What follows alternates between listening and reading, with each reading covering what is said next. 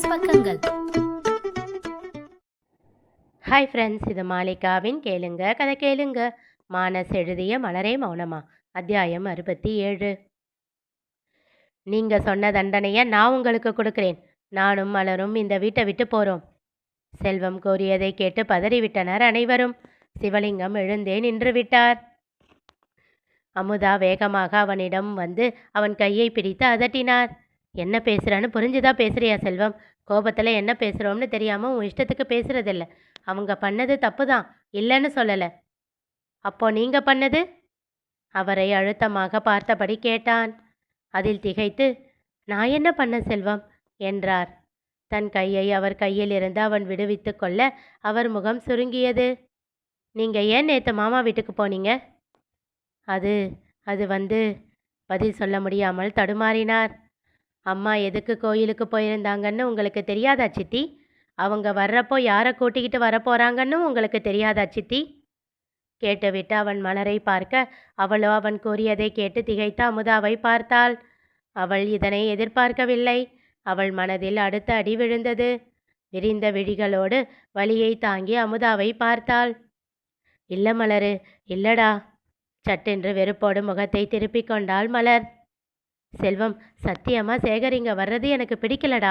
அவனை என்னால் மன்னிக்க முடியல. அதனால தான் நான் போனேன். சரி சித்தி, உங்களுக்கு பிடிக்கல, மன்னிக்க முடியல, எல்லாம் சரி. மலர் இங்கேயே தானே இருப்பா. அப்போ அவளால் மன்னிக்க முடியுமான்னு நீங்கள் ஏன் யோசிக்கல? இல்லை செல்வம், அப்போ சேகர் இங்கே வர்றப்போ மலர் பிரச்சனை பண்ணால் யார் பக்கம் இருக்கிறதுன்ற குழப்பம் வரும். இப்படி போயிட்டா நாம் சேஃப்னு போயிட்டீங்களா சித்தி? அவன் கேள்வியில் அவர் கண்கள் கலங்கிவிட்டன. நான் அப்படி நினைப்பேனா செல்வம்? உடைந்த குரலில் கேட்டார். அப்புறம் ஏன் சித்தி மலரை பற்றி யோசிக்கல? ஏன் அவளை தனியாக விட்டுட்டு போனீங்க? இதுவே பவியா இருந்திருந்தா இப்படி விட்டுருப்பீங்களா சித்தி?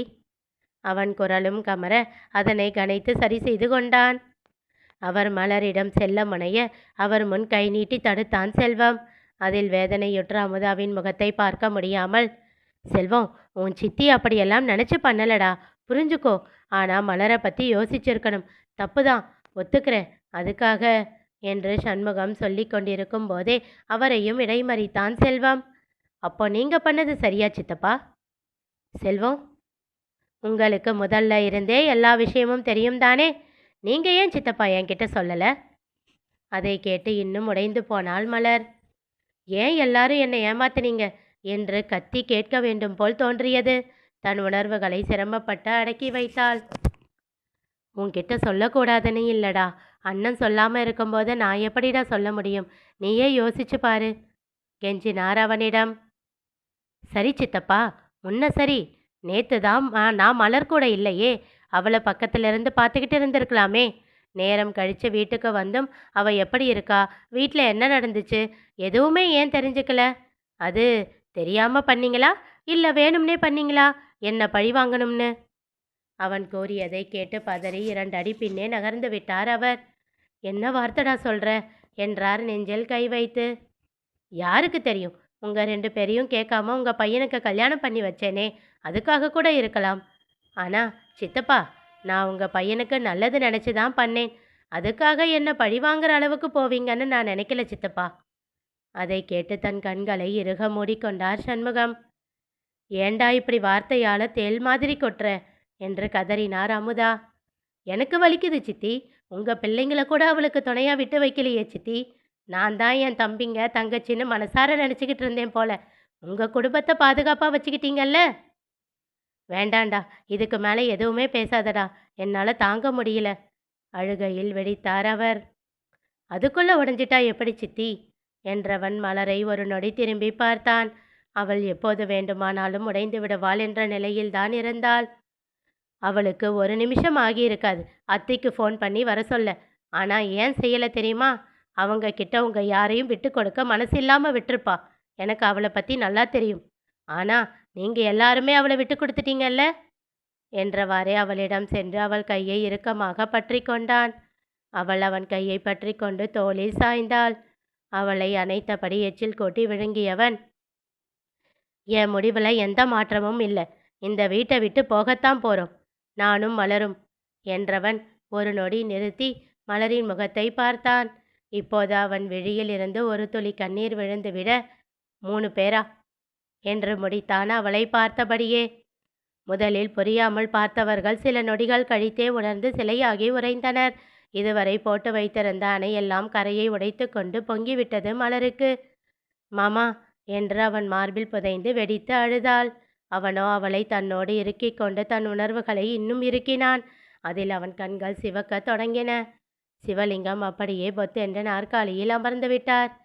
மலரு என்று ஓடி வந்த தங்கமணியையும் அமுதாவையும் பார்வையாலேயே எட்டி நிறுத்தினான் செல்வம். அவளை யாரும் நெருங்கக்கூடாது, இப்போன்னு இல்லை, எப்பவுமே. வேண்டாண்டா, எங்களுக்கு இவ்வளோ பெரிய தண்டனையை கொடுக்காதடா அழுதார் அமுதா. உன்னை கெஞ்சி கேட்டுக்கிறேன்டா, நான் பண்ண தப்புக்கு என்ன தண்டனை வேணும்னாலும் கொடுடா, இது மட்டும் பண்ணாதடா தங்கமணி அழுது அரற்றினார். அவன் மலரை பார்க்க அவள் தன் கண்ணீரை துடைத்து கொண்டு போலாமம்மா என்றாள். மலரு, வேண்டாண்டி.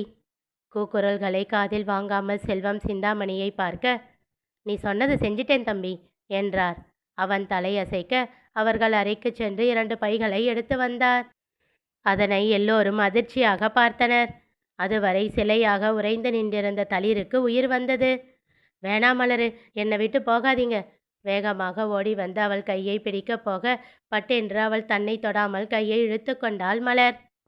மலரு, எனக்கு தெரியாத மலரு, அவங்க லவ் மேரேஜ் பண்ணிக்கிட்டாங்கன்னு மட்டும்தான் பவி சொன்னான். உங்களுக்கு உடம்பு சரியில்லாமல் உள்ளேயே இருக்கீங்கன்னு தான் நிஜமாக நான் நினச்சேன். என்னதான் உடம்பு சரியில்லைனாலும் யாராவது 24 மணி நேரமும் ரூமுக்குள்ளேயே இருப்பாங்களாமா? ஒரு தடவை அவகிட்ட பேசி இருக்கலாமே. எந்நேரமும் அவ கூடவே ஒட்டிக்கிட்டு சுத்துவ. இப்போ புது அக்கா வந்ததும் இவ தேவையில்லாமல் போயிட்டாளா? மற்றவர்களிடம் கத்தியதைப் போல் அவளிடம் கத்தவில்லை. மென்மையாகவே கேட்டான் செல்வம். இல்லை மாமா, அத்தை தான் என்னை விடவே இல்லை மாமா. ப்ளீஸ் மாமா, என்னை நம்புங்க மாமா. அமுதா இப்போது தங்கமணியை முறைத்தார். அவங்க விடலைன்னா எப்படிம்மா? 24 மணி நேரமும் உன்னை சங்கிலியால் கட்டி வச்சுக்கிட்டாங்களா என்ன? அவங்களுக்கு தெரியாமல் திருட்டுத்தனமாக தான் போய் பேசுறது. ஓ, சரி சரி, நீ தான் சொல் பேச்சு கேட்குற மருமகளாச்சே, அப்பா அவங்க பேச்சை மீறக்கூடாது தான். அட்லீஸ்ட் நீ இப்படி நல்ல மருமகளாக இருந்தாலாச்சும் உன் மாமனார் என்னை பழி வாங்குறத விடுறாரான்னு பார்க்கலாம். ஏளன சிரிப்போடு கூறினான். ப்ளீஸ் மாமா, என்ன வேணும்னாலும் சொல்லுங்க, ஆனால் மலரை இங்கேருந்து கூட்டிகிட்டு போகாதீங்க மாமா. கையெடுத்து கும்பிட்டாள். நான் உன்னை செந்திலுக்காக மட்டும் கூட்டிகிட்டு வரலம்மா, என் மலருக்கு ஒரு தங்கச்சியாகவும் இருப்பேன்னு நினச்சேன். ஆனால் நீயும் இப்படி செய்வேன்னு எதிர்பார்க்கல மாமா. ப்ளீஸ் மாமா. மலரு, சாரி மலரு. செல்வம், வேண்டாண்டா. வயிற்று புள்ள கறியை இப்படி கூட்டிகிட்டு போகாதடா. என்னை விட்டு போகாதீங்க மலரு. செல்வம், மலரு. இன்னும் பல வேறாக பின்னால் ஒலித்த குரல்களை புறம் தள்ளிவிட்டு நடந்தார்கள் இருவரும். அப்போது வந்தான் செந்தில். அண்ணா, சாவி, நீங்கள் சொன்ன எல்லாத்தையும் ரெடி பண்ணிட்டேன். தேங்க்ஸ் என்று விட்டு சாவியை வாங்கி கொண்டான். செந்தில் மலரை பார்த்தான். மலரு, உன்கிட்ட மன்னிப்பு கேட்குற தகுதி இருக்கான்னு தெரியல. உன் கோபம் குறையிறப்போ என்கிட்ட பேசுடி. எதிர்பார்த்துக்கிட்டே இருப்பேன். உன் உடம்ப பத்திரமா பார்த்துக்கோ உடைந்த குரலில் கூறினான். அவள் அவன் முகத்தை கூட பார்க்கவில்லை. அவனால் அதனை தாங்கவே முடியவில்லை. சட்டென்று அவளை ஒரு முறை அணைத்து விடுத்தான். செல்வம் அவனை தடுக்கவில்லை. பொங்கி வந்த அழுகையை உதட்டை கடித்து அடக்கி கொண்டான் செந்தில். காசி முன்னே வர அவனை கை நீட்டி தடுத்து விட்டான் செல்வம். மலரின் புல்லட்டில் ஏறி இருவரும் அந்த வீட்டின் காம்பவுண்ட் கேட்டை தாண்டினார்கள். அவர்களோடு சேர்ந்து அந்த வீட்டின் சந்தோஷமும் அந்த வீட்டை விட்டு அவர்களுடனேயே பயணப்பட்டது. என்னடா இதெல்லாம் என்றார் சண்முகம் செந்திலிடம். விரக்தியாக புன்னகைத்தான் அவன். ராமன் போட்ட கோட்டை தாண்டாத லக்ஷ்மணன்னு இதுவரைக்கும் ஊரில் எல்லாரும் என்ன சொல்லிக்கிட்டு இருந்தாங்க. நீங்கள் எல்லாருமா சேர்ந்து என்னை பரதனாக்கிட்டீங்கல்ல என்றான் வேதனையோடு. இனி நிகழப்போவது என்ன தெரிந்து கொள்ள தொடர்ந்து கேளுங்க. கதை கேளுங்க. மீண்டும் சந்திப்போம்.